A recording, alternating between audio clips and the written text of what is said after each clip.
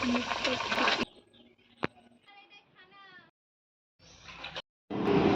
Morning বন্ধুরা, তোমরা সবাই কেমন আছো? আশা করি ভালো আছো। আজকের ব্লগটা শুরু করলাম। যেহেতু আজ রবিবার, ঘুম থেকে উঠতে একটু দেরি হয়ে গেছে।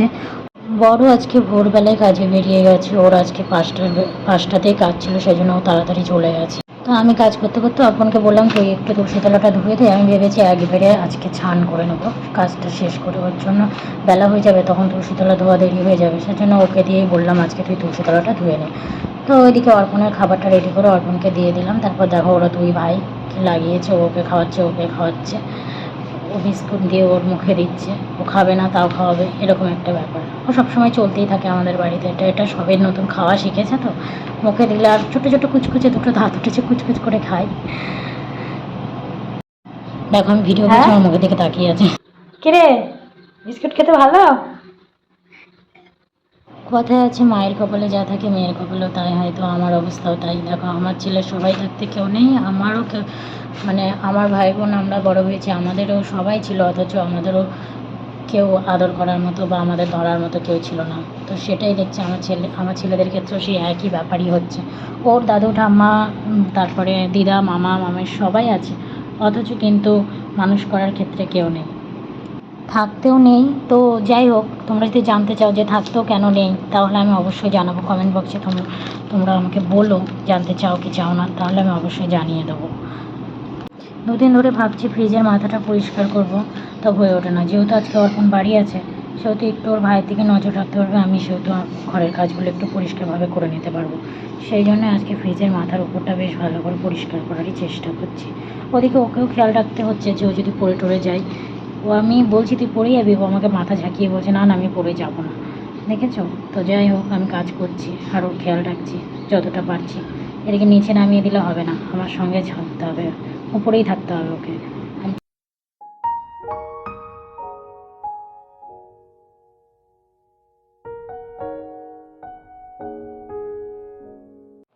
তো আমাদের পাশের ঘরে একটা ছেলে আছে, তো আবার ওকে নিয়ে খেলছে, আর আমার বড় ছেলে দোকানে গেছে।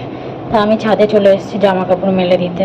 দেখো ছাদের আশপাশটায় সকালবেলার আকাশ মেঘলা মেঘলা, এত যে সুন্দর লাগছে কি বলবো। নিচে এসে আবার বাসন মাজতে লেগে গেছে, যেহেতু এখনও রান্না বাকি রয়েছে, রান্না করতে হবে।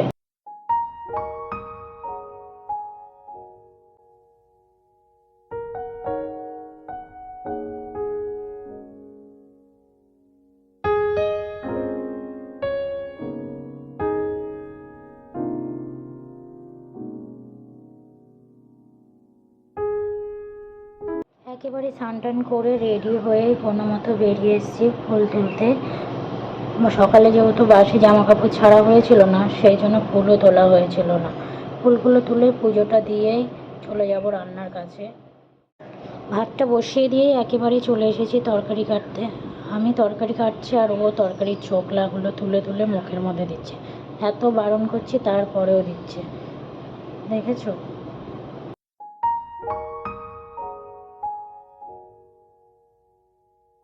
আরে যা,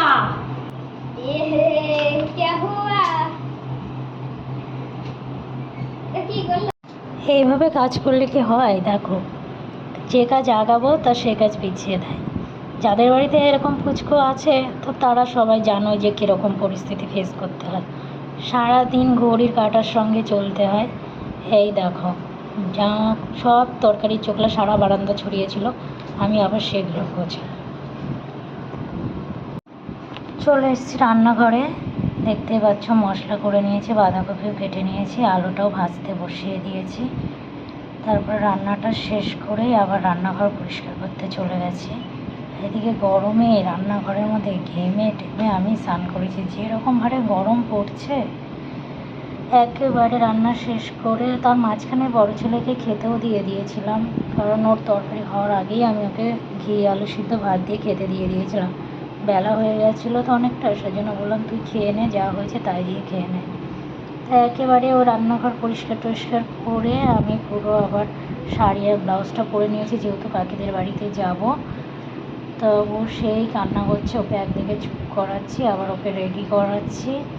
এই করতে করতে চলছে, ওর সাথে বকতে বকতেই ওকে রেডি করাচ্ছি আবার চুপ করাচ্ছি। ও কিছুতেই কাজল পরবে না, রেডিও হবে না। কারণ আরও গরম পড়ছে, সেজন্য আরও অস্বস্তি হচ্ছে।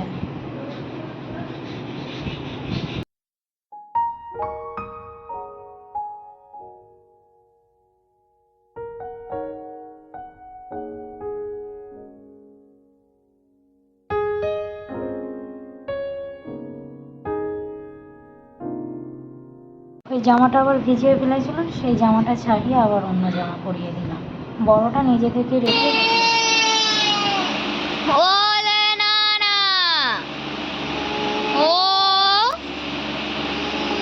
কিচ্ছু হয়নি, হয়নি হয়নি হয়নি হয়নি।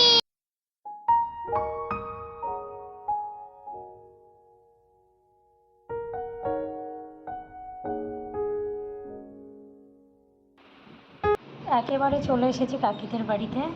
কাকি আবার বললো যে মনা তুই ভাইয়ের খাবারটা গুছিয়ে দে। ওরাই রান্না করে টোরে গুছিয়ে রেখেছে। এই তো দাঁড়াও, একটুখানি পেকা চালাবো, পেকা কথা মতো আয় রে গেছে।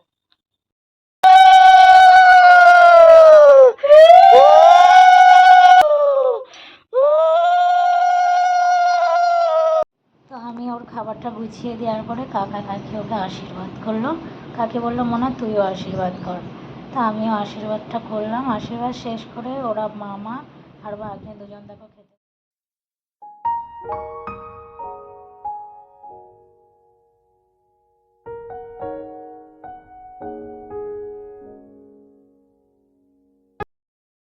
মাংস টাংস ধুয়ে একেবারে চলে এসেছি রান্নার কাছে। কাকি বললো মনা মাংসটা একটু দেখ না, তুই যেভাবে পারিস কর। কাকিও সারাদিন পুজো করে এসছে, গিয়েছিল দক্ষিণেশ্বরের মন্দিরে ভাইয়ের নামে পুজো দিতে। সেও শরীর প্রচণ্ড ক্লান্ত, কিন্তু এখন ভাইয়ের বন্ধুরা বায়না ধরেছে ওদের খাওয়াতেই হবে, সেজন্য করতে বসেছে। তো আমি বললাম ঠিক আছে, আমি দেখছি যতটা পারি করছি। বোনও আমার সঙ্গে সঙ্গে করে দিল। আমরা দুজন মিলে কাকিও করেছে, ওরকম খেটে এসেও মানে জার্নি করে এসেও কাকিও করেছে। যাই হোক আমরা তিনজন মিলে পুরো খাবারটা রেডি করলাম। করে অনেকটা রাত হয়ে গেছিলো, 9টা বেজে গেছিলো পুরো খাবারটা রেডি করতে করতে। তারপরে সবাই আসলো। আমি বললাম ফোন করে ডাক দে, এত রাত হয়ে যাচ্ছে, আমরা তো আবার বাড়ি যাবো। হ্যাঁ ফোন যত করবা, এত বেলা হয়ে যাওয়ার কথা।